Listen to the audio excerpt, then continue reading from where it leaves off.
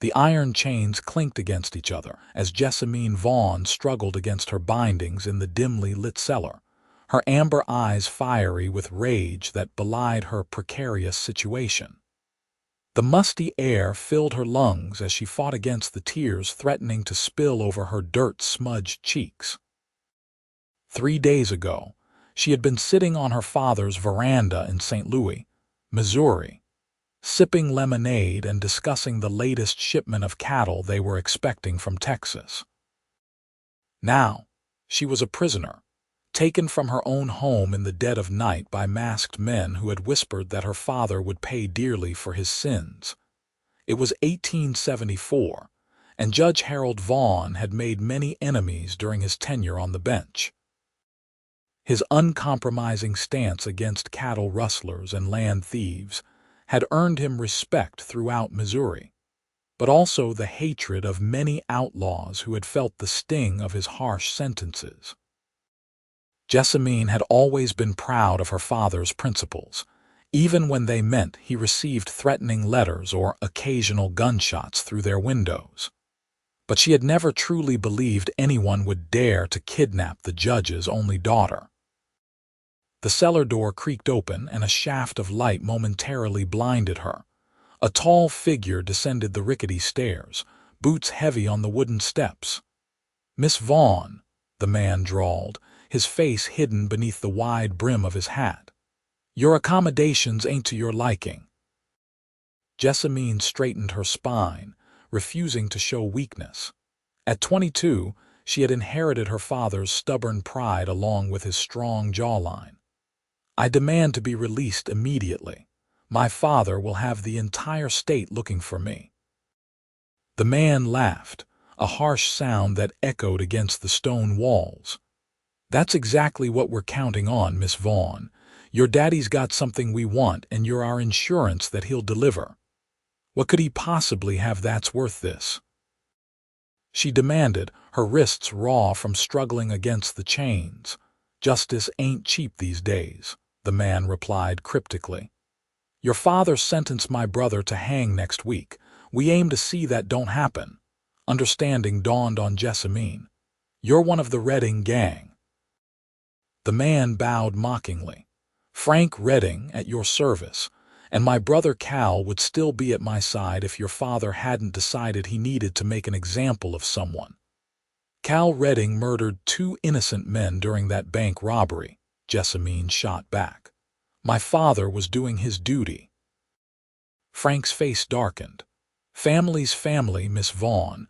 I reckon your daddy's about to learn that lesson real good." He set down a plate of beans and a cup of water on the small table near her. "Eat up. You might be here a while." As the door closed behind him, plunging the cellar back into near darkness, Jessamine felt a chill run down her spine. The Reddings were notorious throughout Missouri, and beyond ruthless outlaws who had robbed banks and trains from St. Louis to Kansas City. If they were willing to kidnap a judge's daughter, there was no telling what else they might do. Miles away, in the heart of St. Louis, Judge Harold Vaughn sat in his study, hands trembling as he read the ransom note for the 10th time. The demand was simple: release Calvin Redding from custody, or never see his daughter alive again. The judge had immediately summoned the sheriff, but both men knew the law's resources were stretched thin across the county. "We'll do everything we can, Harold," Sheriff Taylor promised, his weathered face grim. "But you know as well as I do that the Redding gang could be anywhere by now." Judge Vaughn nodded, his shoulders slumped in defeat. At 63, he had faced down the most hardened criminals in Missouri without blinking, but the thought of his daughter in danger had aged him overnight. "What about that tracker I've heard talk of? The one who found the Miller girl last year when everyone else had given up?" The sheriff's expression changed. "You mean Quentin Thornton? He's good, I'll give him that. Best tracker this side of the Mississippi. But he ain't cheap, and he don't exactly play by the law's rules." "I don't care what rules he follows or what he costs," the judge said firmly. If he can find Jessamine, that's all that matters. The sheriff hesitated. He's camped outside town, last I heard. Been doing some work for the railroad, keeping their lines clear of trouble. I can send someone to fetch him, but do it, Judge Vaughn interrupted. And tell him I'll pay whatever he asks. Quentin Thornton was cleaning his Winchester rifle when the sheriff's deputy rode into his camp at the edge of town. At 30, Quentin had earned a reputation as a man who could find anyone, anywhere for the right price. His tall frame and quiet demeanor belied the sharp intellect that had helped him track outlaws and missing persons across 5 states. "Mr. Thornton," the deputy called, dismounting from his horse. "Sheriff Taylor sent me. Judge Vaughn needs your help." Quentin raised an eyebrow but continued methodically reassembling his rifle. "The same Judge Vaughn who said I was a disgrace to the profession of law enforcement last year when I brought in the Wallace brothers across state lines." The deputy shifted uncomfortably. "His daughter's been taken by the Redding gang. They want him to release Cal Redding from jail. The judge is desperate." Quentin paused, his hand stilling on the rifle. "The Reddings, they're mean business," he thought for a moment. "What's the girl like, Miss Jessamine?" The deputy's expression softened. "She's a fine lady. Smart as a whip, they say. Helps her father with his cases sometimes. Been running his household since her mother passed 5 years back." Quentin nodded slowly, making up his mind. "Tell the judge I'll be at his house in an hour. And tell him my rates doubled for the Redding gang. They don't play nice, and neither do I." As promised, Quentin arrived at the judge's grand Victorian home precisely 1 hour later. The once proud Judge Vaughn looked haggard as he ushered the tracker into his study, a room lined with law books and family portraits. Quentin's eyes were immediately drawn to a photograph on the desk, a beautiful young woman with intelligent eyes, and a determined set to her jaw. "That's my Jessamine," the judge said, following Quentin's gaze. "Taken last spring." Quentin picked up the photograph, studying it carefully. Something about her eyes spoke of a fierce spirit, and he found himself suddenly more invested in this job than he'd expected to be. "Tell me everything," he said, setting the photograph down. "When was she taken? Any witnesses? And what exactly do the Reddings want?" For the next hour, the judge explained the situation in detail, how Jessamine had been taken from her bedroom 3 nights prior, the ransom note delivered by a local boy who claimed a stranger had paid him to bring it, and the demand that Cal Redding be released from jail within the week. "I've spent my life upholding the law," Judge Vaughn said, his voice breaking. "But she's my only child, Mr. Thornton, my only family." Quentin nodded, understanding the impossible choice before the man. "I'll find her before you have to make that decision, Judge. But I'll need something of hers, something with her scent." The judge looked puzzled but led Quentin to Jessamine's bedroom. The tracker selected a hairbrush and a shawl the judge said she wore often. "I'll also need to know her habits, her friends, anywhere she might have mentioned recently." By dawn the next morning, Quentin was already miles outside of St. Louis, following the faint trail left by the Redding gang.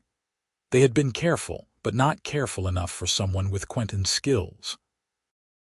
A broken twig here, a horse dropping there, the land told a story to those who knew how to read it. His loyal Appaloosa, Storm, carried him steadily through the rugged terrain as the sun rose over the Missouri hills.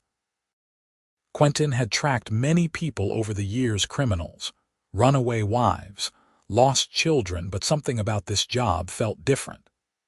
The image of Jessamine Vaughn's fierce eyes in that photograph had stayed with him, driving him forward with an urgency he rarely felt. The trail led southward, away from the main roads and deeper into the wooded hills where the Redding gang was rumored to have several hideouts. By midday, Quentin had found fresh tracks, 4 horses, one carrying a lighter load than the others, likely Jessamine.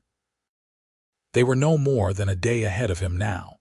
As night fell, he made a cold camp, unwilling to risk a fire that might alert the gang to his presence.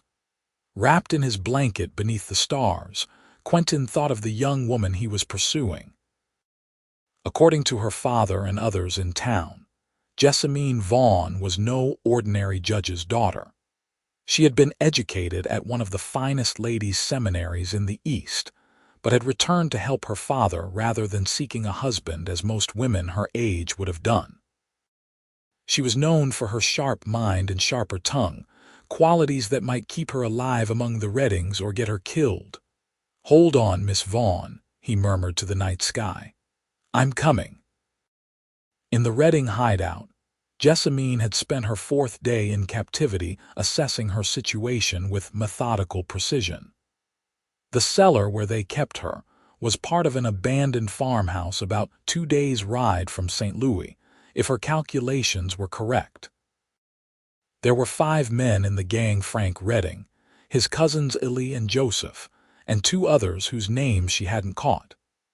They took turns guarding her, bringing food twice daily. The chains binding her had some slack, allowing her to move around the small cellar but not reach the door. The only light came from a small, high window near the ceiling, too small for escape, but enough to tell the passage of time. She had heard them arguing earlier about what to do if her father refused their demands. "We ain't killers of women," one had protested. "We're whatever we need to be to get Cal back," Frank had responded coldly. Jessamine shivered at the memory. Her father was a principled man, the most honorable man she knew. But would he sacrifice justice for her life? And what would happen to her if he did? The Reddings surely wouldn't let her go free to identify them. The cellar door opened, and Ellie Redding entered with her evening meal. The youngest of the cousins, barely 20, Ellie seemed uncomfortable with their plan. "Brought you some stew," he said gruffly, avoiding her gaze. "Frank says you need to keep your strength up." "For what?" Jessamine asked quietly. "We both know your brother won't let me go, even if my father meets your demands." Ellie's eyes darted to hers, then away. "That ain't been decided yet." Jessamine saw her opening. "Illy, you don't seem like the others. You don't have to be part of this. Help me, and I promise my father will show leniency." "Shut up," Illy hissed, glancing nervously at the door. "They'll hear you, and then we'll both be in trouble." He set down the bowl of stew harder than necessary, sloshing some over the side. "Just eat and keep quiet." As he turned to leave, Jessamine called after him softly. "Illy, please. Whatever my father has done, I don't deserve this. You know that." For a moment, the young man hesitated, his back to her. Then, without turning, he whispered, "I'll try to make sure they don't hurt you. That's all I can do." The door closed behind him with a soft click. Jessamine sank back against the wall, her small victory providing little comfort. She needed more than Ellie's reluctant sympathy. She needed a miracle. That miracle was drawing closer with each passing hour. Quentin had picked up the pace at first light, pushing Storm harder as the trail grew fresher. By mid-afternoon, he had spotted smoke rising from a chimney in the distance, an abandoned farmhouse that matched the description of one of the Redding gang's known hideouts. Dismounting a safe distance away, Quentin approached on foot, his Winchester rifle ready in his hands. Years of tracking had taught him patience, and he spent several hours observing the farmhouse from different vantage points. 2 men patrolled the perimeter casually, rifles slung over their shoulders. Through a window, he glimpsed 2 more inside, playing cards at a table. Frank Redding would be one of them. Quentin had tangled with the outlaw once before and recognized his bulky silhouette. But where was Jessamine? There was no sign of a woman in the main house. Then, as twilight deepened, Quentin spotted a 5th man emerging from a root cellar attached to the side of the house, carrying an empty plate and cup. That had to be where they were keeping her. Returning to Storm, Quentin considered his options. 5 armed men against 1 made for poor odds, even for someone with his skills. A frontal assault would likely get both him and Jessamine killed. He needed a diversion. Fortune favored him as clouds gathered and a spring thunderstorm rolled across the hills. Under the cover of darkness and pouring rain, Quentin moved closer to the farmhouse. The men had retreated inside, leaving only one keeping a half-hearted watch by the front door, huddled under the porch overhang to stay dry. Quentin circled to the back of the property, where he had spotted a small barn. Inside, as he'd hoped, were the outlaws' horses. Working quickly, he loosened their tethers and then fired a single shot into the air. The startled horses bolted, crashing through the barn doors and scattering into the stormy night. As expected, the commotion drew the outlaws from the house, cursing and shouting as they tried to corral their fleeing mounts. In the confusion, Quentin slipped around to the root cellar door. It was locked, but a well-placed shot to the padlock solved that problem. The sound was lost in the thunder and the continuing chaos as the men chased their horses. Pulling open the heavy wooden door, Quentin descended the stairs rapidly, rifle at the ready. In the dim light filtering in from above, he made out a figure chained to the far wall. "Miss Vaughn," he called softly. Jessamine had been startled awake by the commotion outside. For days, she had been planning her escape, testing her chains for weak links, searching the cellar for anything that might serve as a tool or weapon. The thunderstorm had seemed like a cruel joke, nature's chaos drowning out any hope of rescue. Then had come the gunshot, the sounds of men shouting, and finally, unbelievably, the cellar door opening.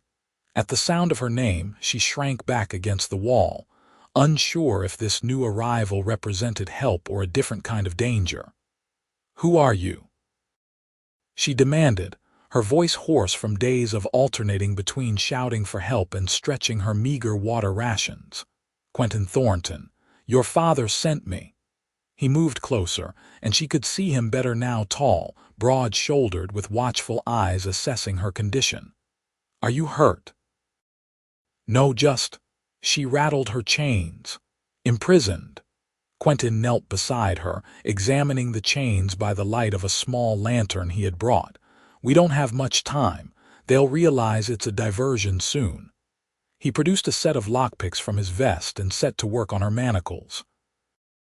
"You came alone?" Jessamine asked incredulously. "Against the entire Redding gang. Sheriff's gathering a posse, but they're a day behind me at least." The first manacle clicked open, and he moved to the second. "I don't like to wait when there's a lady in distress." Despite her situation, Jessamine felt a reluctant smile tug at her lips. How gallant and foolish. Quentin's eyes met hers briefly, a hint of humor in their depths. "Been called worse, Miss Vaughn." The second manacle fell away, and Jessamine rubbed her raw wrists, relief flooding through her as the chains clattered to the floor. "How do we get out of here? They'll be guarding every exit. Not if they're still chasing their horses."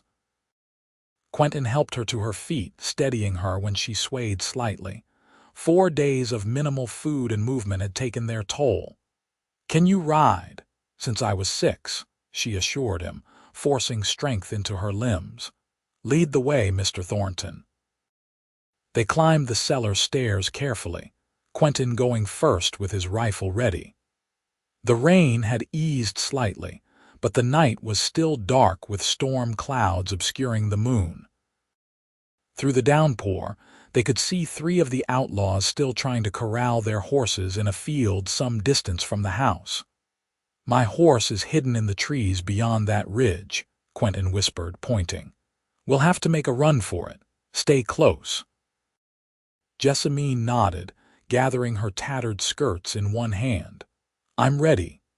They slipped out of the cellar and along the side of the house, staying in the shadows, They had almost reached the edge of the clearing when a shout went up from behind them. The girls escaped. Frank Redding's voice boomed across the yard. "Get back here now. Run," Quentin ordered, grabbing Jessamine's hand and pulling her into a sprint toward the trees. Bullets whizzed past them as they ran, splashing into mud puddles and thudding into tree trunks. Jessamine's heart hammered in her chest, her legs burning with the effort after days of confinement, but fear and determination drove her forward.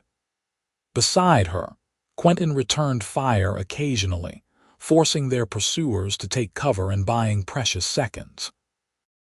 They reached the tree line, and Quentin pulled her deeper into the woods, following a path only he could see in the darkness.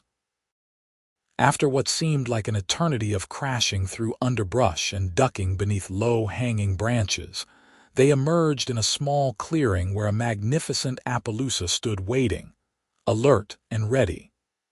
"Up you go," Quentin said, helping Jessamine mount before swinging up behind her.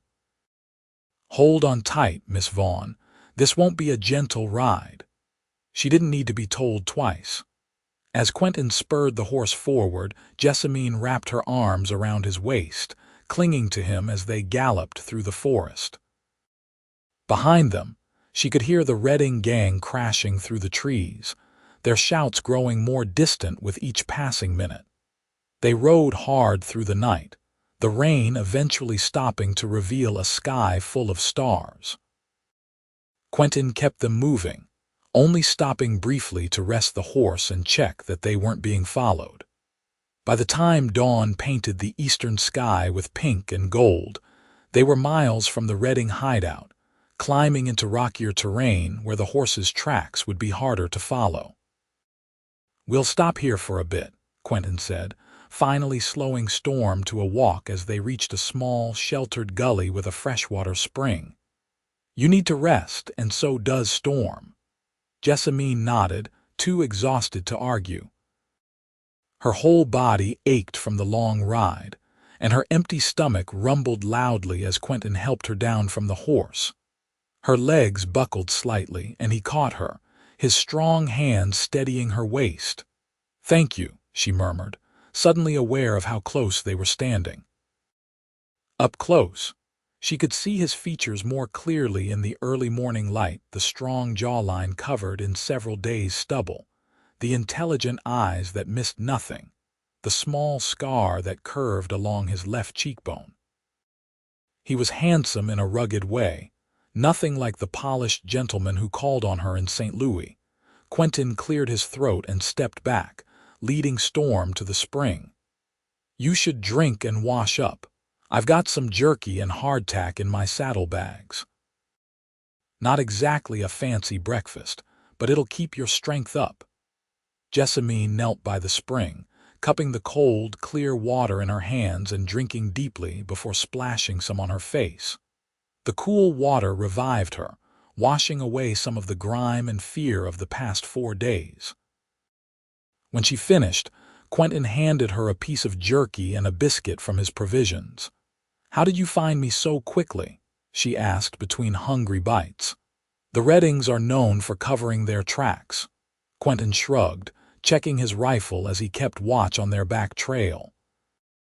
"It's what I do, Miss Vaughn. Your father hired me because I can find people others can't."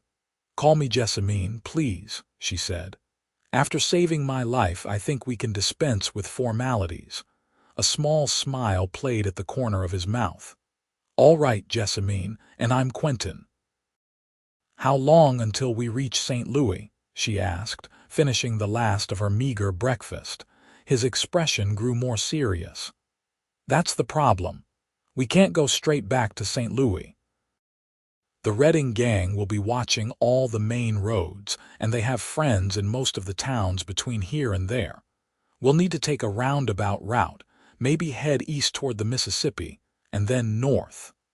Jessamine felt a flicker of disappointment. "My father must be worried sick." "We'll get word to him when we can, but our priority is keeping you safe." Quentin helped her to her feet. "We should keep moving. We've got maybe a few hours head start, and I'd like to keep it that way." They rode more slowly now, conserving Storm's strength as they wound their way through increasingly rugged country. Quentin was a silent companion for the most part, his attention divided between the path ahead and any signs of pursuit behind them. But when Jessamine asked questions about his work as a tracker or his knowledge of the territory, he answered readily enough, his deep voice recounting tales of outlaws tracked and missing persons found. By midday, the spring sunshine had dried Jessamine's clothes and lifted her spirits somewhat. Despite the danger still pursuing them, there was something exhilarating about racing across the wild landscape with this capable stranger who had risked his life to save hers. When they stopped to rest again near a small stream, she found herself studying him as he refilled their canteen. "Why did you really come after me?" she asked suddenly. "My father said you two had a disagreement last year." Quentin looked up, a rueful expression crossing his face. "The judge and I have different views on how the law should be enforced. But that doesn't mean I'd leave his daughter in the hands of men like the Reddings." "So it was just a job?"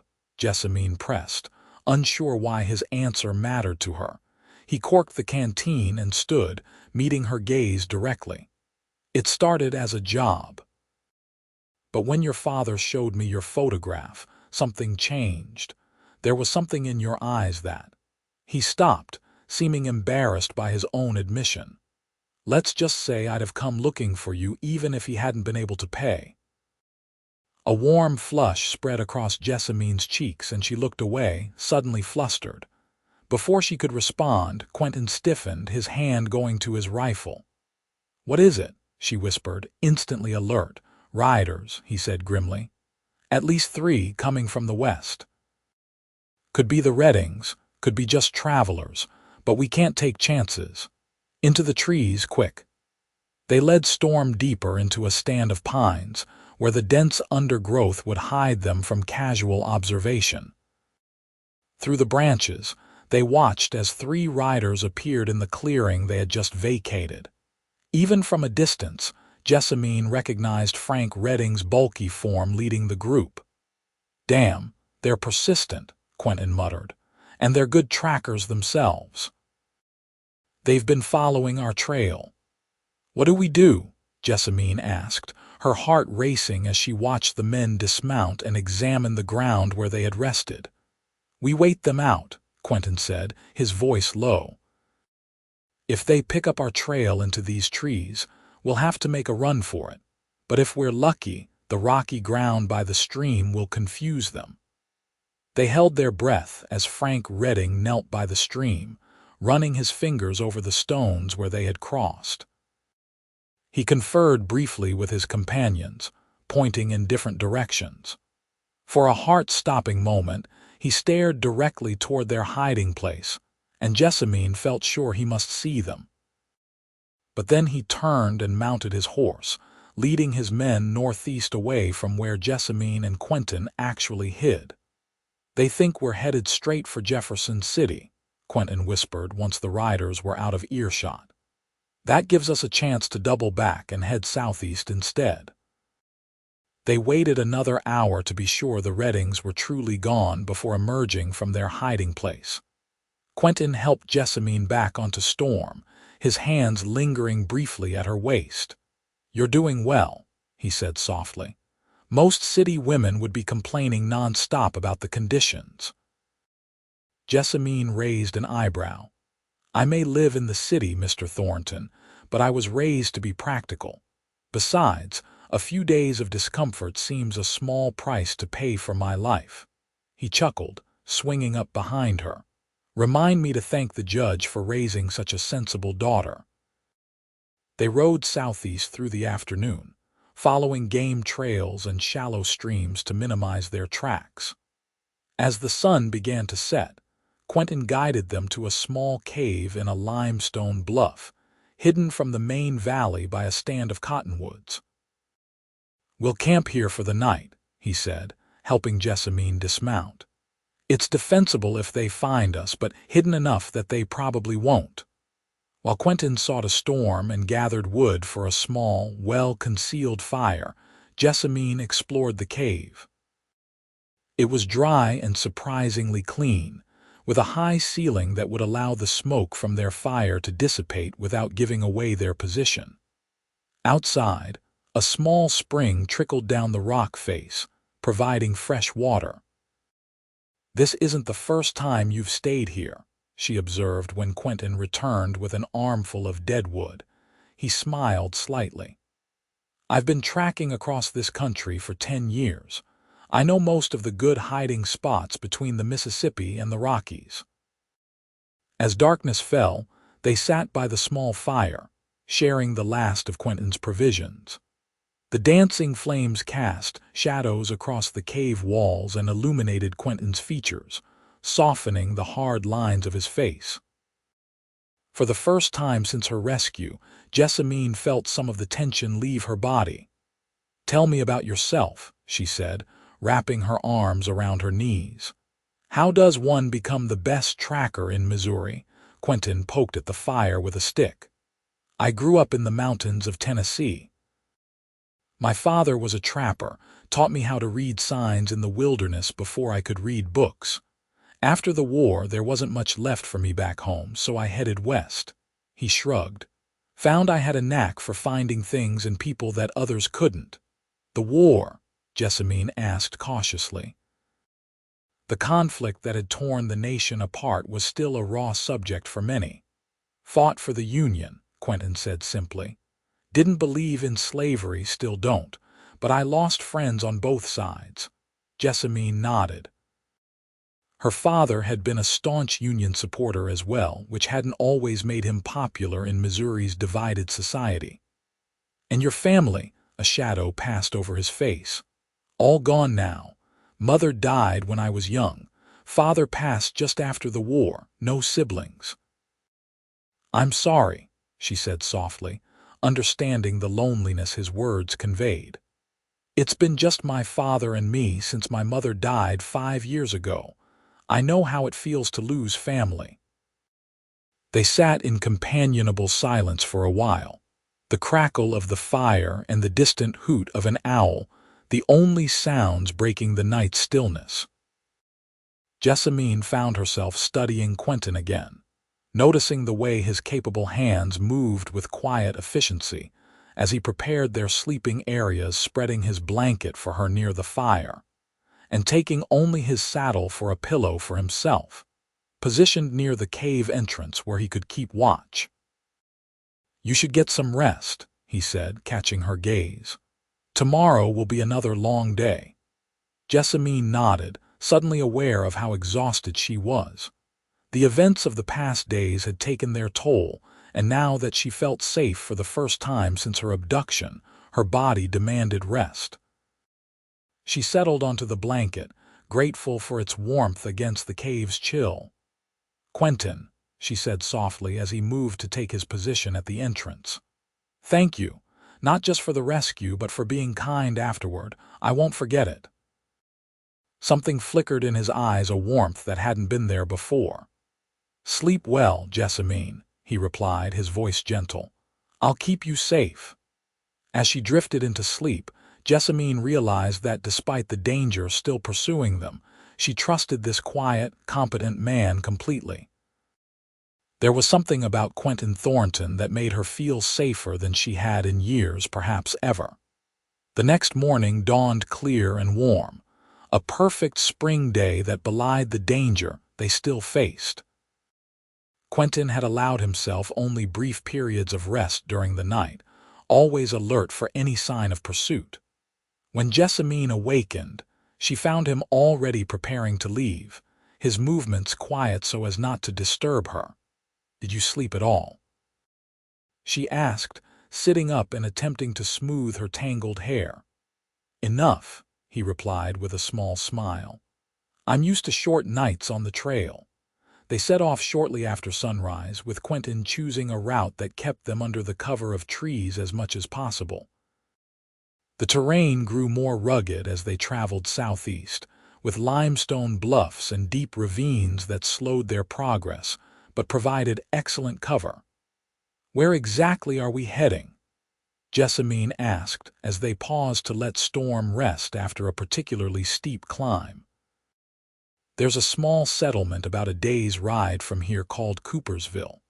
Friend of mine runs the general store, man named Josiah Cooper. He'll help us get word to your father and maybe provide fresh supplies." Quentin scanned the horizon, a habit she had noticed he never broke. "From there, we can decide the safest route back to St. Louis. You think the Reddings will still be looking for us?" Quentin's expression was grim. "Frank Redding isn't a man who gives up easily. His brother's life is at stake and you're his leverage. We need to be careful until you're safely home and Cal Redding's fate is decided one way or another." They continued on through the day, with Quentin pointing out various plants and animal signs to pass the time. Jessamine found herself admiring his knowledge of the land and his patient explanations. Despite her situation, she was enjoying this glimpse into a world so different from her sheltered life in St. Louis. By late afternoon, dark clouds had gathered on the horizon, promising another storm. Quentin frowned as he studied the sky. "We need to find shelter before that hits. There's an abandoned hunter's cabin not far from here, if I remember correctly." They pushed on, the wind rising and the temperature dropping as the storm approached. Just as the first fat raindrops began to fall, they spotted the cabin tucked against a hillside, half hidden by overgrown bushes. It was a simple one-room structure with a stone chimney, but it would provide protection from the elements. Quentin dismounted and approached cautiously, his rifle ready. After checking the interior, he signaled Jessamine to join him. "It's been empty for some time, but the roof seems sound." Inside, the cabin was dusty but intact, with a small stone fireplace, a rough-hewn table with 2 chairs, and a narrow bed frame with a straw mattress in one corner. Quentin quickly got a fire going while Jessamine swept away the worst of the dust with a bundle of twigs. "Not exactly the Planter's House Hotel," she joked, referencing St. Louis's finest establishment. Quentin smiled, the expression transforming his serious face. "No room service, I'm afraid. But the view is better." Outside, the storm had arrived in full force, rain lashing against the small windows and thunder rolling across the hills. Quentin went to tend to Storm, making sure the horse was sheltered in the lean-to attached to the cabin, while Jessamine organized their meager supplies. When he returned, soaked from his brief excursion, Jessamine had arranged their remaining food on the table and found an old pot that could be used to heat water from the rain barrel outside. "Look at you, making yourself at home," Quentin observed, removing his wet coat and hanging it near the fire to dry. "My mother always said a woman should be able to create comfort in any circumstances," Jessamine replied, suddenly self-conscious under his gaze. She had removed her torn overskirt, leaving just her simpler cotton underskirt, and had used some water to wash her face and hands. With her hair loose around her shoulders and her feet bare, she was far from the proper judge's daughter she had been in St. Louis. If Quentin noticed her discomfort, he didn't comment on it. Instead, he produced a small package from his saddlebag. "Found this when I was in the lean-to. Someone left behind some coffee and salt pork, not fresh but still good." Jessamine's eyes lit up. "Coffee, real coffee." Quentin laughed at her enthusiasm. "I take it you've been missing your morning cup. It's the one civilized habit I truly regret leaving behind," she admitted with a smile. "My father says I'm impossible before my first cup." They worked together to prepare a simple meal, the small cabin growing warm and almost cozy as the storm raged outside. As they ate, Jessamine found herself telling Quentin about her life in St. Louis, her education at Miss Barton's Seminary for Young Ladies in Philadelphia, her decision to return home to care for her father instead of pursuing marriage as most of her classmates had done, and her unofficial role helping her father research his more complicated cases. "You're not what I expected," Quentin admitted, refilling her cup with the precious coffee. "Oh, and what did you expect?" she asked, raising an eyebrow. "From what I'd heard about Judge Vaughn's daughter, I thought you'd be more." He searched for the right word: proper, helpless, spoiled. Jessamine suggested, amused. "All of the above," he acknowledged with a rueful smile. "Instead, I find a woman who can ride all day without complaint, sleep on cave floors, and still maintain her dignity. It's impressive." The simple compliment warmed Jessamine more than the fire. "And you're not what I expected from a frontier tracker, Mr. Thornton." "How so?" he asked, curious. "You're educated, for one thing. Your speech, your knowledge, you've clearly read more than most men in your profession, and you're kind." She met his gaze steadily. "I've met many men who wear guns and track outlaws. Most of them wear their violence like a badge of honor. You wear yours like a necessary burden." Quentin looked away, seemingly uncomfortable with her assessment. "I've done my share of violence, Jessamine. Don't mistake quietness for virtue." "I don't," she said softly. "But I know the difference between a man who enjoys hurting others and one who does it only when necessary." The conversation shifted to lighter topics as the evening wore on, the storm continuing unabated outside. When it came time to sleep, Quentin insisted Jessamine take the bed while he would make do with his bedroll on the floor. "I've slept in worse places," he assured her when she protested. "And we both need rest. Tomorrow we should reach Coopersville, and then we can plan our next move." Jessamine relented, too tired to argue further. As she settled onto the lumpy mattress, she watched Quentin arrange his bedroll near the door, his rifle within easy reach.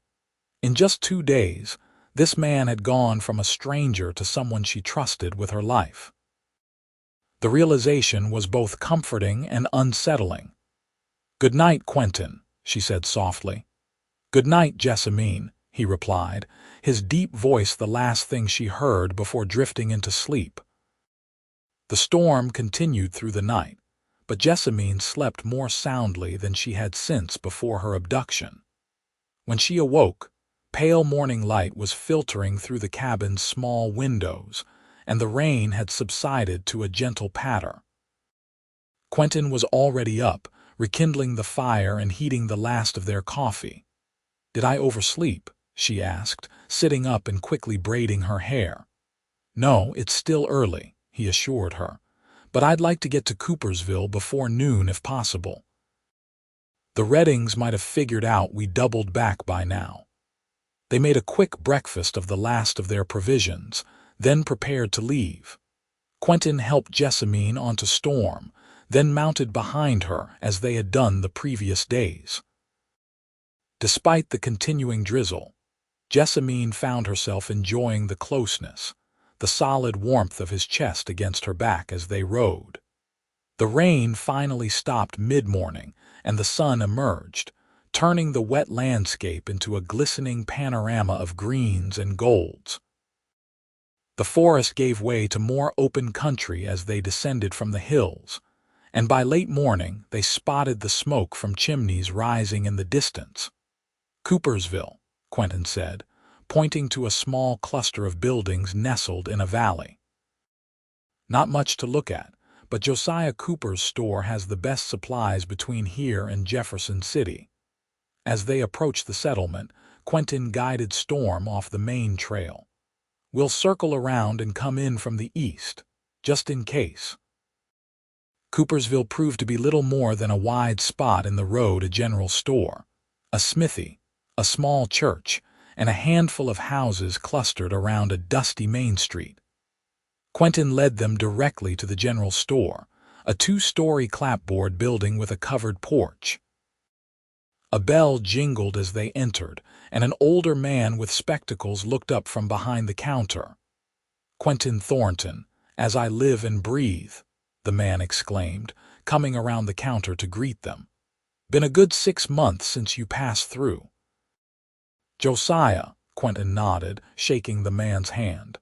"Good to see you. We could use a bit of help." Josiah's gaze shifted to Jessamine, his eyes widening slightly.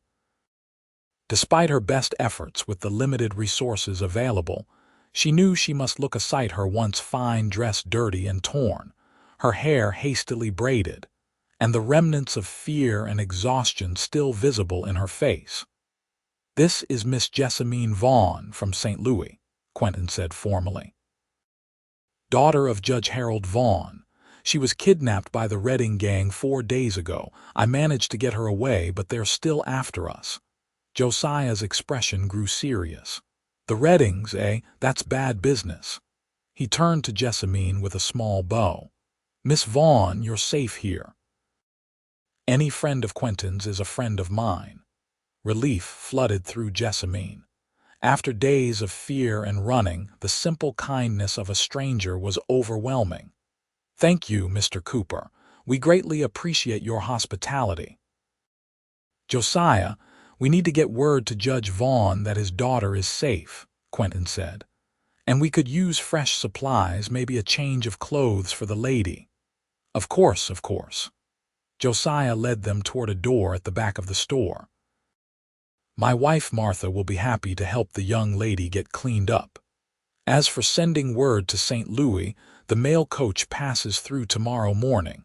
I can have a letter on it." Jessamine spent the next hour in the blessed luxury of a proper bath, courtesy of Martha Cooper, who had also provided a simple but clean dress that had belonged to their daughter, now married and living in Jefferson City. Clean, fed, and wearing fresh clothes for the first time in days, Jessamine felt almost human again as she joined Quentin and Josiah in the small sitting room above the store. "I've written to your father," Quentin said, handing her a sealed letter. "You can add whatever you'd like before Josiah sends it tomorrow." Jessamine took the letter, touched by his thoughtfulness. "Thank you. I'm sure he's worried sick." "Josiah's been filling me in on local news," Quentin continued. "Apparently the Reddings were spotted in Miller's Creek yesterday, asking questions about a man and woman on horseback. Miller's Creek is only 15 miles west of here," Josiah added gravely. "They're getting closer." Jessamine felt the brief sense of safety evaporate. "How long will it take for my father to receive the letter?" 2 days at the earliest, Josiah admitted. "And that's assuming everything goes smoothly with the mail coach." Quentin's expression was grim. "We can't stay here that long." "If the Reddings are already in Miller's Creek, they could be here by tomorrow." "What about the sheriff?" Jessamine asked. "Surely there must be law enforcement nearby." Josiah shook his head. "Nearest sheriff is in Jefferson City, and he's got his hands full with a bank robbery case. Deputy comes through once a week at most." "Then we keep moving," Quentin decided. "I'll get fresh supplies and we'll leave at first light tomorrow. Head east toward the Mississippi, then find a boat heading north to St. Louis." "You're welcome to stay the night here," Martha offered, entering with a tray of coffee. "We've got a spare room that's not much, but it's clean and safe." "That's very kind," Jessamine said, looking to Quentin for confirmation. He nodded reluctantly. "One night. But we'll need to be ready to leave quickly if there's any sign of trouble." That evening, Jessamine sat at the small desk in the Cooper's spare room, adding her own reassurances to Quentin's letter to her father. As she wrote, she found herself reflecting on the events of the past 5 days. Her abduction had been terrifying, but her time with Quentin had shown her a side of life and of herself that she had never experienced in her sheltered existence in St. Louis. A knock at the door interrupted her thoughts.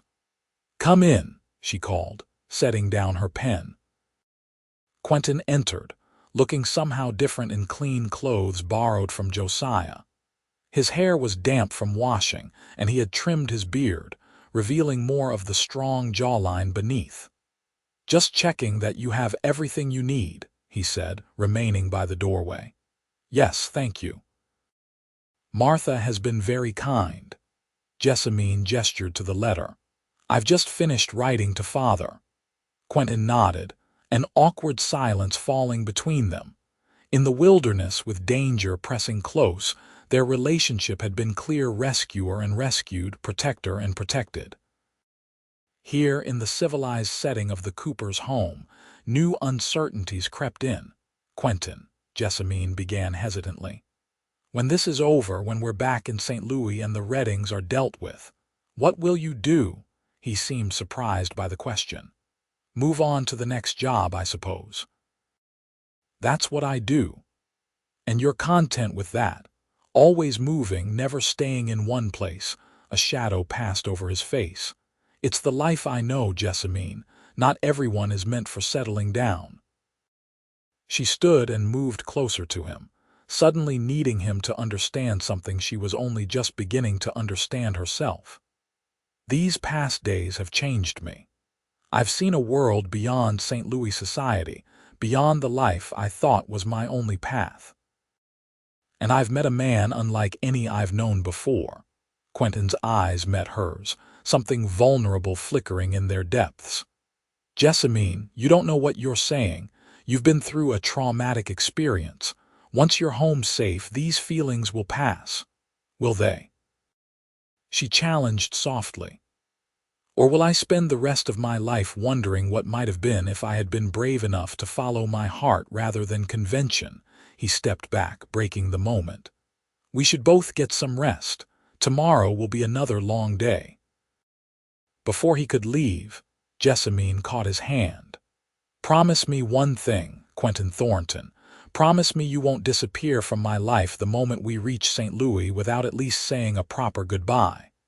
His fingers tightened briefly around hers. "I promise," he said quietly, then withdrew, closing the door gently behind him. Jessamine returned to the desk, her heart beating too fast for sleep. Something was happening between them, something neither had planned or expected. Whether it would survive their return to civilization remained to be seen. Dawn was just breaking when Jessamine was awakened by urgent voices downstairs. Dressing quickly in the clothes Martha had provided, she hurried down to find Quentin and Josiah in intense conversation by the store's front window. "What's happened?" she asked, noting the tension in both men's postures. "Riders coming in from the west," Josiah said grimly. "Three men, moving slow like they're looking for something or someone." Quentin turned to her, his expression serious. "The Reddings, they've found us." Fear clutched at Jessamine's heart, but she forced it down. "What do we do?" "We can't outrun them on one horse, not with them so close," Quentin said, thinking rapidly. "Josiah, is there somewhere in town Jessamine could hide while I lead them away?" "The church has a small cellar," Josiah offered, "used for storing communion wine and extra Bibles. It's accessible from outside, hidden behind the vestry." Quentin nodded. "Perfect. Jessamine, you'll hide there while I draw them off. Once they're gone, Josiah can bring you to Jefferson City, where your father can send men to meet you." "No," Jessamine said firmly. "I'm not letting you face them alone just to protect me." "This isn't a debate," Quentin replied, checking his rifle. "The Reddings want you, not me. If they catch you, you become a hostage again. If they catch me, I'm just another obstacle they'll remove. This gives us both the best chance." "He's right, Miss Vaughn," Josiah interjected gently. "Quentin knows what he's doing." Jessamine wanted to argue further, but the sound of approaching horses silenced her objections. Through the window, she could see three riders coming down the main street, Frank Redding's bulky form in the lead, followed by his cousin Joseph, and another man she didn't recognize. "Go out the back door with Martha," Quentin instructed, his voice leaving no room for argument. "She'll take you to the church. Stay there until Josiah comes for you, no matter what you hear." Martha appeared, her kind face worried but determined. "Come, dear. We need to hurry." Jessamine hesitated, then impulsively reached up and kissed Quentin quickly on the cheek. "Be careful," she whispered. "I expect you to keep your promise about that proper goodbye." A fleeting smile crossed his face. "Yes, madam." Following Martha through the back door and across the muddy yard behind the store, Jessamine glanced back once to see Quentin positioning himself near the front window, rifle ready. The weight of their separation pressed on her heart as Martha led her through a side alley toward the small white church at the end of the street. They reached the church without being seen, circling around to the back where a small wooden door was set into the foundation, partially hidden by overgrown shrubbery. Martha produced a key from her pocket and unlocked it. "It's not comfortable, but it's safe," she whispered, helping Jessamine down the narrow steps into the cool darkness below. "Josiah or I will come for you when it's clear." Before Martha could close the door, the unmistakable sound of gunshots echoed from the direction of the store. Jessamine froze, her heart stopping momentarily. "Quentin," she breathed. "Stay here," Martha urged, her face pale. "Please, Miss Vaughn, you'll only make things worse if you're caught." With agonizing reluctance, Jessamine nodded, and Martha closed the door, plunging the cellar into near darkness, broken only by thin streams of light from cracks in the foundation. The musty smell of old paper and wine surrounded her as she found a crate to sit on, straining to hear what was happening outside. More gunshots followed, then shouting, though the thick walls muffled the words. Jessamine clenched her fists, feeling utterly helpless. Quentin was risking his life for her while she sat in safety, unable to help or even know what was happening. Time crawled by with excruciating slowness. The gunfire had stopped, but without windows, Jessamine couldn't see what was happening in the town. An hour passed, maybe two. The cellar grew colder as clouds moved in, blocking the sun that had been warming the church above. When the door finally opened, Jessamine leapt to her feet, expecting Martha or Josiah. Instead, Illy Redding's young face appeared in the doorway, his expression a mixture of triumph and regret. "Found you, Miss Vaughn," he said softly. "Frank's been tearing the town apart looking for you." Jessamine stepped back, searching frantically for a weapon, a way out, anything. "How did you know I was here?" "Followed the Cooper woman when she left town in a hurry," Illy explained, descending the steps cautiously. "Figured she must be going for help, but then I saw her come back alone and head straight for the church. Didn't take much guessing after that." "Where's Quentin?" Jessamine demanded, her voice sharp with fear. "If you've hurt him, your tracker friend is alive for now," Illy said. "Frank's got him tied up at the store, shot him in the side, but nothing fatal." Relief and horror mingled in Jessamine's heart. Quentin was alive but wounded and captive. "What does Frank want?" "Same as before. You're our ticket to getting Cal out of jail." Illy moved closer, reaching for her arm. "Now come on, Frank's not in a patient mood." Jessamine stepped back, evading his grasp. "No, I'm not going back to being your hostage, Illy. You know this is wrong. You know I don't deserve this." Uncertainty flickered across the young man's face. "Don't make this harder than it has to be, Miss Vaughn. Frank will kill your friend if you don't come willingly." "And he'll probably kill Quentin anyway once he has me," Jessamine countered. "Just like he plans to kill me once my father releases Cal." Illy's eyes widened slightly, confirming her suspicion. "He wouldn't he? You know your cousin better than I do. Is he the type to leave witnesses?"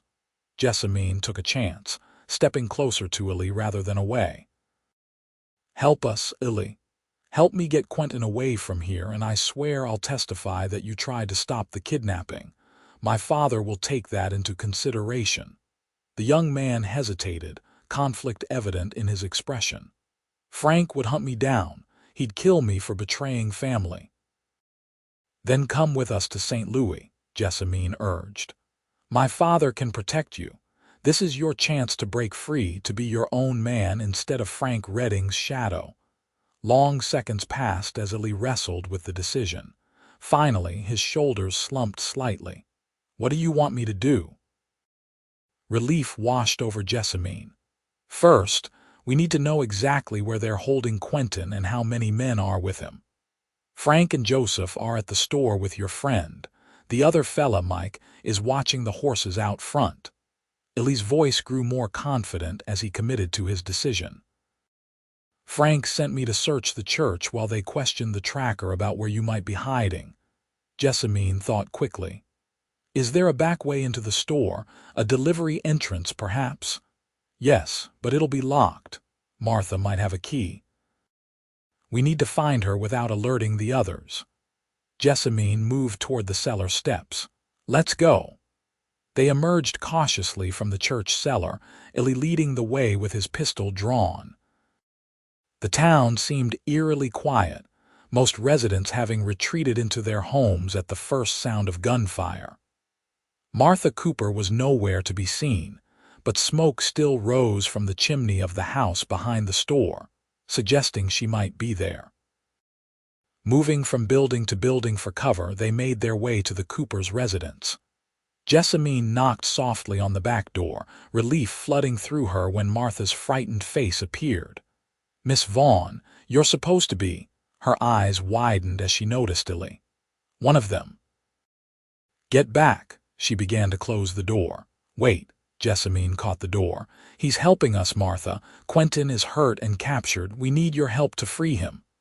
Martha's gaze darted between them, suspicion warring with hope. "Josiah's locked in the store's storeroom. They beat him when he wouldn't tell them where you were." "Is he badly hurt?" Jessamine asked anxiously. "Bruised and bloody, but he'll live." Martha's expression hardened. "What do you need me to do?" "The key to the store's back door, for starters," Jessamine said. "And any weapon you might have." Martha disappeared briefly, returning with a key and an old but well-maintained shotgun. "Josiah's hunting gun," she explained. "I've used it on varmints more than once." With the key and weapon secured, they formulated a simple plan. Illy would return to the front of the store and report that he had found no sign of Jessamine at the church, requesting that Mike join the search elsewhere. Meanwhile, Jessamine and Martha would enter through the back door and surprise Frank and Joseph from behind. "It's risky," Illy warned. "Frank's mean as a wounded bear right now, and your friend isn't in good shape to help much." "We have no choice," Jessamine replied firmly, "and we have surprise on our side." Illy nodded, then reached out awkwardly to touch Jessamine's arm. "Miss Vaughn, if this goes wrong—" "It won't," she said with more confidence than she felt. "Go. We'll be ready." As Illy disappeared around the corner, Jessamine and Martha crept to the store's back entrance. The key turned smoothly in the lock, and they eased the door open, wincing at a slight creak from the hinges. Inside was a small storeroom, separate from the main shop by another door. They could hear voices through it, Frank Redding's angry tones and another man's responses, too low to make out the words. "The storeroom where they put Josiah is there," Martha whispered, pointing to a side door. "Should we free him first?" Jessamine shook her head. "No time. We need to move fast before Illy's deception is discovered." Gripping the shotgun, Martha nodded. "I'll go first. You stay behind me." They eased the inner door open a crack. Through it, Jessamine could see into the main store. Quentin was tied to a chair in the center of the room, blood staining his shirt on one side. His face was bruised, but his eyes were alert, watching Frank Redding pace in front of him. Joseph Redding stood by the front window, rifle in hand, keeping watch on the street. "Your lady friend can't hide forever," Frank was saying. "This town ain't big enough for that." She's smarter than you give her credit for, Quentin replied, his voice steady despite his obvious pain. Probably halfway to Jefferson City by now. Frank's response was to strike Quentin across the face with the back of his hand. Then you're no use to us, are you? Martha pushed the door open wider, raising the shotgun. That's enough, Redding, she called out, her voice remarkably steady for a shopkeeper's wife. Step away from him. Frank and Joseph whirled around, both reaching for their guns. Well, look what we have here, Frank said, his surprise quickly turning to a cruel smile. The Cooper woman playing hero. Where's your husband, madam? Still enjoying our hospitality in your storeroom? I said step away, Martha repeated, the shotgun never wavering. Joseph had frozen, his hands half raised, but Frank seemed unconcerned by the weapon pointed at him. You won't shoot, madam. Not in your own store with your husband nearby. Too much risk. She might not, Jessamine said, stepping out from behind Martha. But I would. Frank's eyes widened at the sight of her. Miss Vaughn, how convenient of you to deliver yourself to us. Jessamine, get out of here, Quentin called urgently, struggling against his bonds. This isn't what we planned. Plans change, she replied, never taking her eyes off Frank. Here's the new one, Mr. Redding. You and your men leave. Now. Without me, without Quentin, without causing any more harm, Frank laughed. And why would I do that when I have exactly what I came for? Because your cousin Ellie is currently at the telegraph office, Jessamine bluffed, praying that Frank wouldn't call her on it. Sending a message to the federal marshals about your location. They'll be here within hours. Your only chance is to ride out now. Ellie wouldn't betray family, Frank scoffed, but a flicker of uncertainty crossed his face. Wouldn't he? He's young, Frank. He doesn't want to hang alongside his cousins. Jessamine took a step forward. He made a choice. Time for you to make yours. Frank's hand inched toward his gun. I think you're bluffing, Miss Vaughn. Before he could draw, the front door of the store swung open and Ellie stepped in, his own gun trained on Mike, who walked before him with his hands raised. She's not bluffing, Frank, Ellie said quietly. I'm done with this. We crossed a line when we took the girl. Confusion and rage battled on Frank's face. You ungrateful little don't, Ellie warned, pressing his gun against Mike's back. Just go. Take Joseph and Mike and ride out. Cal's as good as hung anyway, and killing these people won't change that. For a tense moment, no one moved. Then Frank slowly raised his hands. Joseph, he said without looking at his cousin. We're leaving. But Frank, Joseph began. Now, Frank snapped, backing toward the door. This ain't over, Ellie. You remember that. Blood is blood, and you just spilled yours. Ellie's face was pale but determined. Go, Frank. Don't come back. Frank's eyes shifted to Jessamine, hatred burning in their depths.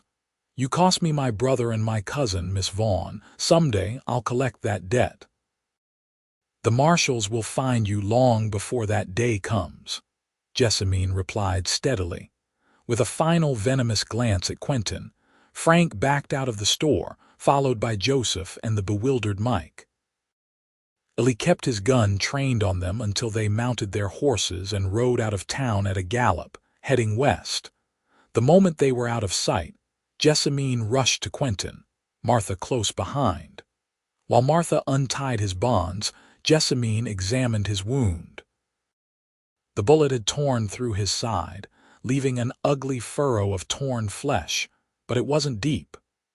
You're the most foolish, brave woman I've ever met, Quentin said weakly, wincing as Martha finished freeing his hands.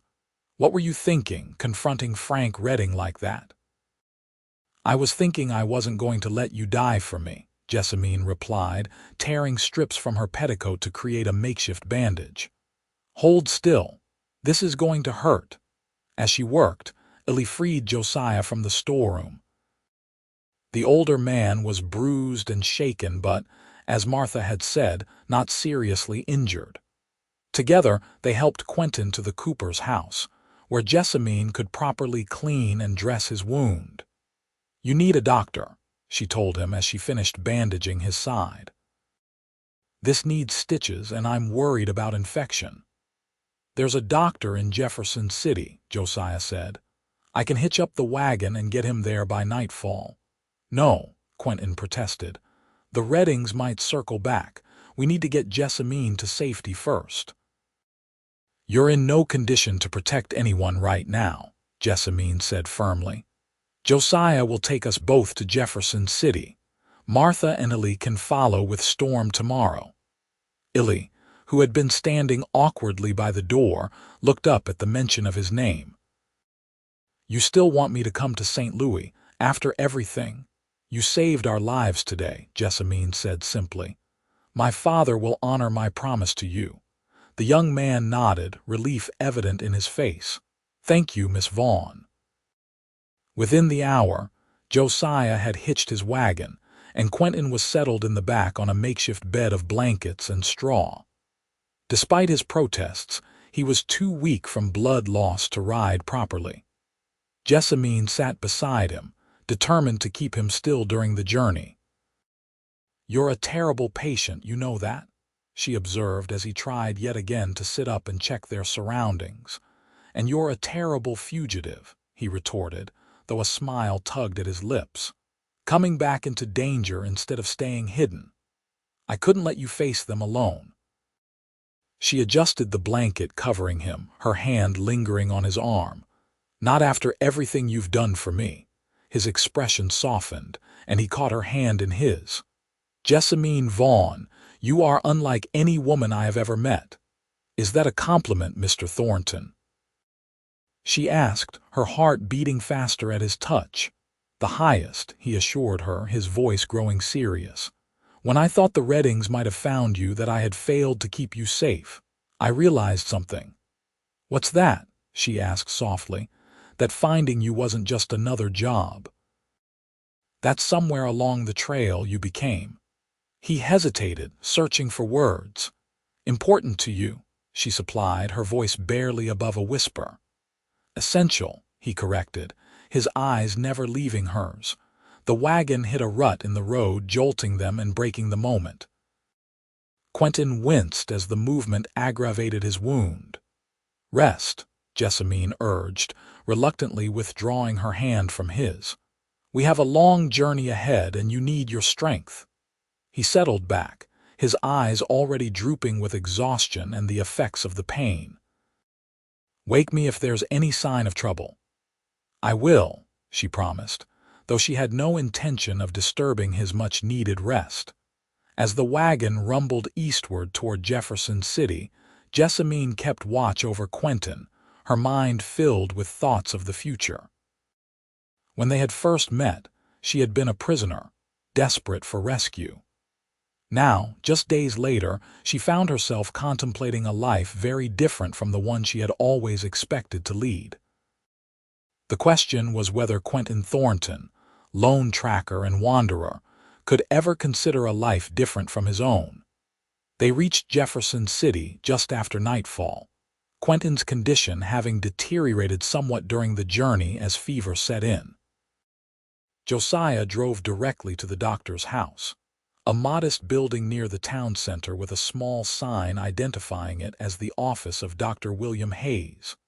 The doctor, a middle-aged man with kind eyes and skilled hands, immediately took charge, directing Quentin to be brought into his examination room.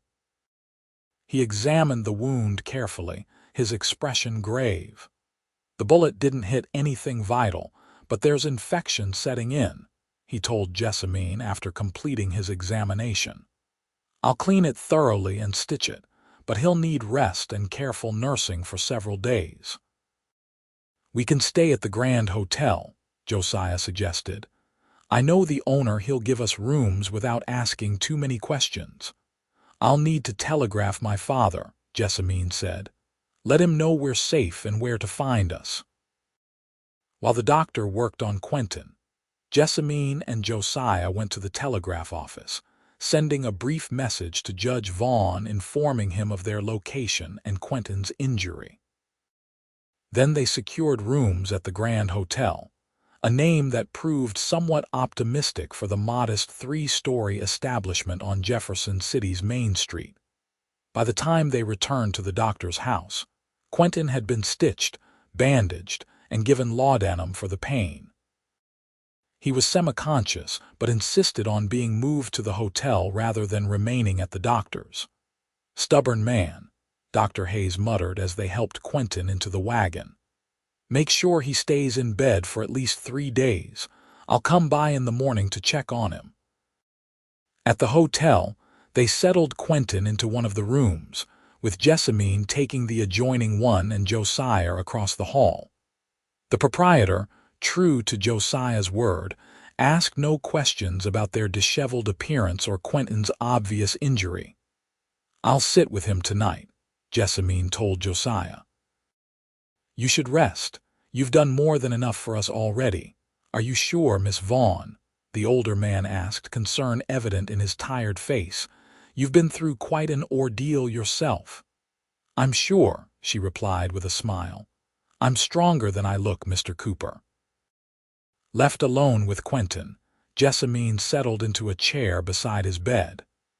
In sleep, the hard lines of his face softened, making him appear younger and more vulnerable. She gently placed a cool cloth on his forehead, hoping to ease the fever that still gripped him. "You promised me a proper goodbye," she whispered, brushing a lock of hair from his face. "So you'd better recover, Quentin Thornton." The next 3 days passed in a blur of nursing duties, brief rest, and constant worry. Dr. Hayes visited twice daily, gradually becoming more optimistic as the infection receded and Quentin's fever broke. By the 4th day, Quentin was awake and alert, though still weak and confined to bed on the doctor's orders. "This is ridiculous," he complained as Jessamine brought him yet another bowl of broth from the hotel's kitchen. "I've had worse injuries and been back on the trail the next day." "And that's probably why this one got infected," she replied unsympathetically, placing the tray on his lap. "Eat your broth." He complied with poor grace, watching her as she moved around the room, straightening the already neat covers and adjusting the curtains. "You don't have to stay, you know," he said finally. "Now that we've gotten word from your father that he's sending men to escort you home." "Josiah could watch over me." Jessamine paused, turning to face him. "Are you trying to get rid of me, Mr. Thornton?" His expression softened. "Never. But you must be anxious to return home to your normal life." "Am I?" she asked, returning to sit beside his bed. "I'm not so sure anymore what my normal life is supposed to be." Before he could respond, a knock at the door interrupted them. Jessamine opened it to find a hotel clerk holding a telegram. "Message for Miss Vaughn," the young man said, handing her the folded paper. Jessamine thanked him and closed the door, opening the telegram with a mixture of hope and trepidation. "It's from Father," she announced after reading it. "He and a group of federal marshals will arrive tomorrow on the afternoon train." "Good," Quentin said, though his expression didn't match his words. "You'll be safe then." "Yes," she agreed quietly, refolding the telegram. "Safe." An awkward silence fell between them, filled with unspoken words and uncertain futures. Finally, Quentin set aside his empty bowl and motioned for her to come closer. "Jessamine," he began, his voice uncharacteristically hesitant, "these past days have been different from anything I've experienced, not just the danger but the companionship." She sat on the edge of his bed, her heart beating faster. "For me as well." He took her hand, his calloused fingers warm against her skin. "I've spent 10 years wandering from job to job, place to place, never staying, never belonging. It suited me, or so I thought. And now—" she prompted when he fell silent. "Now I find myself thinking about what it might be like to stop wandering." His eyes met hers, vulnerability and hope mingling in their depths. To have somewhere, someone to come back to. Jessamine's breath caught in her throat. "Quentin." "I know it's too soon," he continued hurriedly. "We've only known each other a week, and most of that time we were running for our lives, and I'm not the kind of man a judge's daughter should be considering. I have no home, no steady income. No," she silenced him by placing her fingers gently against his lips. "Do you remember what you said in the wagon? That I had become essential to you?" He nodded, his eyes never leaving hers. "You've become essential to me too," she said softly. The thought of going back to St. Louis, to tea parties and social calls and pretending to be interested in men who have never faced a real challenge in their lives. It seems impossible now. Hope bloomed in his expression. "What are you saying, Jessamine?" "I'm saying that I don't want a proper goodbye, Quentin Thornton. I want a beginning." He reached up, cupping her face in his hand. "Your father might have something to say about that." "My father hired you to find me and bring me home safely," she reminded him with a smile. "You've done half of that job. As for the rest, I think I might be able to persuade him that home is a concept open to interpretation." Quentin laughed, the sound warming her heart. "You're a remarkable woman, Jessamine Vaughn. And you're a remarkable man, Quentin Thornton." She leaned closer, her eyes drifting closed. "And I think we might be remarkably good together." His lips met hers in a gentle kiss that held the promise of many more to come. When they finally parted, Quentin's expression was more peaceful than she had ever seen it. "So," he said, a smile playing at his lips. "What now?" "Now we rest," she replied practically. "Tomorrow we face my father, and after that," she shrugged, a newfound sense of freedom lightening her heart, "we'll figure it out together." The following afternoon found them waiting at the Jefferson City train station, Quentin leaning slightly on a cane, but insisting on standing beside Jessamine as the train from St. Louis pulled in. Josiah had returned to Coopersville that morning, carrying a letter from Jessamine to Martha assuring her of their safety and thanking her for her help. Ellie had remained in Jefferson City, nervous but determined to face Judge Vaughn and accept whatever consequences came from his role in Jessamine's abduction and subsequent rescue. As passengers began to disembark, Jessamine spotted her father immediately, his tall, distinguished figure unmistakable even from a distance. Beside him were several stern-looking men who could only be the federal marshals he had mentioned. "Father," she called, waving to catch his attention. Judge Harold Vaughn turned at the sound of her voice, his stoic expression crumbling as he spotted his daughter. In a most unjudicial display of emotion, he rushed forward, sweeping Jessamine into a crushing embrace. "My girl," he murmured, his voice thick. "My brave, foolish girl. Are you hurt?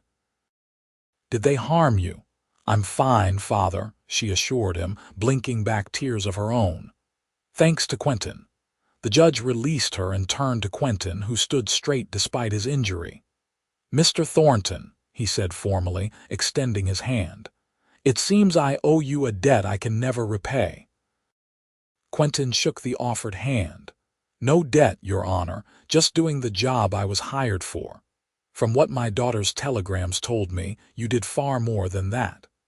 The judge's keen eyes took in Quentin's pale complexion and the cane he leaned on. "You were injured defending her." "A price worth paying," Quentin replied simply. Something passed between the two men, a moment of understanding that transcended their different backgrounds and previous disagreements. Then Judge Vaughn nodded, as if confirming something to himself. "We have much to discuss," he said, "including the matter of the young Reading boy who assisted you." He glanced at the marshals, who were waiting at a discreet distance. "But first, let us find somewhere more comfortable. The journey from St. Louis was exhausting."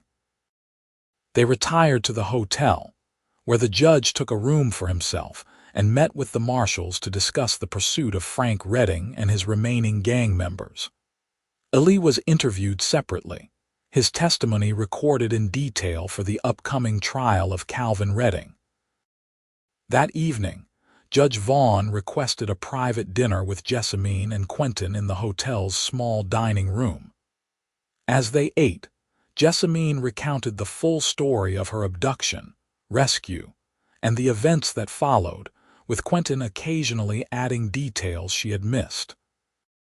"So Frank Redding is still at large," the judge mused when they had finished. "That is troubling, but the marshals are confident they'll find him soon. His brother's hanging has been postponed pending a new trial with Ellie Redding's testimony taken into account. Given his cooperation and your vouching for him, Jessamine, the boy may receive a significantly reduced sentence." "That's fair," Jessamine agreed. "He made mistakes, but in the end he chose to do the right thing." The judge turned his attention to Quentin. "Doctor, Hayes tells me you'll need at least another week of rest before you're fit to travel. What are your plans after that, Mr. Thornton?" Quentin glanced at Jessamine, a question in his eyes. She nodded slightly, encouraging him. "That depends, Your Honor," Quentin said carefully, "on several things." "Such as?" the judge prompted, his expression unreadable. "Such as whether there might be a place for someone with my skills in St. Louis, and—" Quentin straightened in his chair, meeting the judge's gaze directly. "Whether you would consider allowing me to court your daughter." Judge Vaughn's eyebrows rose slightly, but he didn't seem entirely surprised. "I see. And what about your wandering ways, Mr. Thornton? Jessamine has had a stable life in St. Louis. Would you ask her to give that up to follow you from job to job?" "No, sir," Quentin replied firmly. "If Jessamine would have me, I would be the one to change, to find a way to use my skills while remaining in one place." "Actually, Father," Jessamine interjected, "I've been thinking about that. You've often said the court needs better investigators, people who can track down witnesses and gather evidence properly. Couldn't Quentin's skills be put to use that way?" The judge considered this, stroking his beard thoughtfully. "The idea has merit. The federal court in St. Louis has been discussing establishing a more formal investigative branch." He looked at Quentin appraisingly. "Your reputation as a tracker is well established, Mr. Thornton. Your methods, however, have sometimes been unorthodox." "I can work within the law, Your Honor," Quentin assured him, "especially with the right motivation." His eyes flicked briefly to Jessamine. Judge Vaughn's stern expression softened slightly. "When my daughter was taken, I would have given anything, broken any law to get her back safely. You did what I could not, Mr. Thornton, and for that I will always be grateful." He paused. "As for courting Jessamine, that is her decision to make. She has always had a mind of her own, much like her mother." "Father," Jessamine said, reaching across the table to take his hand. "I know this seems sudden, but these past days have shown me what's truly important in life. Quentin is a good man, an honorable man, and—" She looked at Quentin, her heart in her eyes. "I believe we could build a good life together." The judge looked between them, something like resignation mixed with amusement crossing his face. "Well, when your mother set her mind on something, there was no changing it. It appears you've inherited that trait as well." He sighed. "Very well, Mr. Thornton. You have my permission to court my daughter, with the understanding that any permanent arrangement between you would involve a settled life in St. Louis, not chasing outlaws across the frontier." "Understood, Your Honor," Quentin agreed, a rare, full smile transforming his face. The remainder of their stay in Jefferson City passed quickly. The federal marshals departed to hunt for Frank Redding, taking Ellie with them to identify known hideouts. Dr. Hayes declared Quentin fit to travel by the end of the week, though he cautioned against horseback riding for at least another fortnight. On a bright spring morning, they boarded the train for St. Louis. Jessamine sat beside Quentin with her father across from them, reading a newspaper. As the train pulled away from the station, Quentin took her hand discreetly, his thumb tracing circles on her palm. "Having second thoughts," he murmured, noting her pensive expression as she watched the landscape roll by. "Not at all," she assured him. "Just thinking about how strange life can be. If the Reddings hadn't kidnapped me, we might never have met. I like to think we would have found each other somehow," he replied, his voice low enough that her father couldn't hear over the train's rumble. "Some things are meant to be, Jessamine, like a tracker and a judge's daughter." She asked with a smile. "Exactly like that," he confirmed, returning her smile with one of his own. "Though I suspect being married to you will be the greatest adventure yet." "Married," she repeated, her eyebrows rising. "That's presumptuous, Mr. Thornton. You haven't even proposed." "I'm saving that for when I can do it properly," he assured her. "With a ring, and perhaps your father not sitting 3 feet away." Jessamine laughed, the sound drawing her father's attention from his newspaper.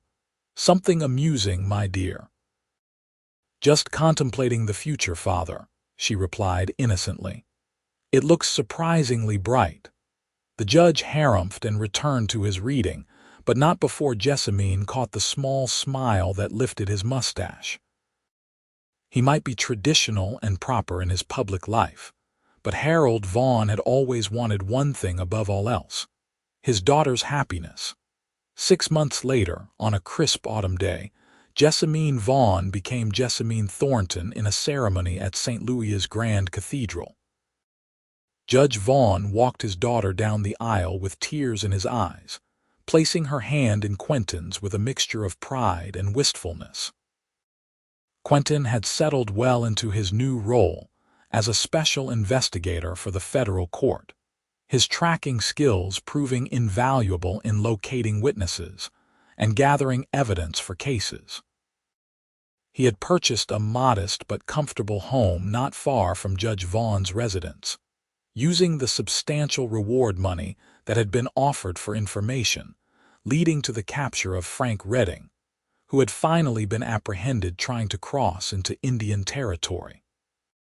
The wedding reception was held at the Vaughn mansion, with guests including Josiah and Martha Cooper, who had traveled from Coopersville for the occasion, and even a pardoned Eli Redding, whose testimony had helped bring his cousins to justice. Calvin Redding's sentence had been reduced to 20 years in prison rather than hanging, a compromise that Judge Vaughn had reluctantly accepted in recognition of Eli's assistance. As evening fell and the last guests departed, Quentin found his new wife standing on the veranda, gazing up at the stars that were just becoming visible in the darkening sky. "Any regrets, Mrs. Thornton?" he asked, coming to stand beside her. Jessamine turned to him, her eyes shining in the soft light spilling from the house. "Only that it took a kidnapping for us to find each other." He pulled her into his arms, still marveling that this remarkable woman had chosen to share her life with him. "From now on, let's find our adventures together without the mortal peril." "I can agree to that," she laughed, resting her head against his chest.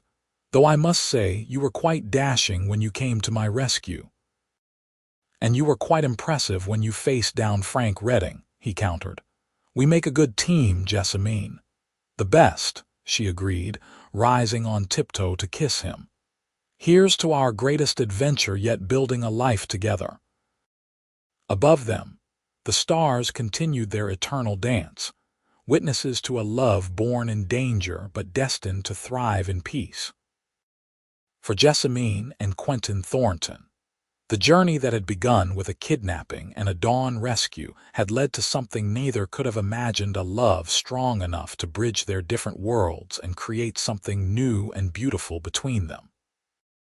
And in the years that followed, as their family grew with the addition of 2 sons and a daughter, they would sometimes tell the story of how they met, though the children's version omitted some of the more harrowing details. It became family legend, a tale of courage and determination that reminded them all that sometimes The most unexpected beginnings can lead to the most perfect endings.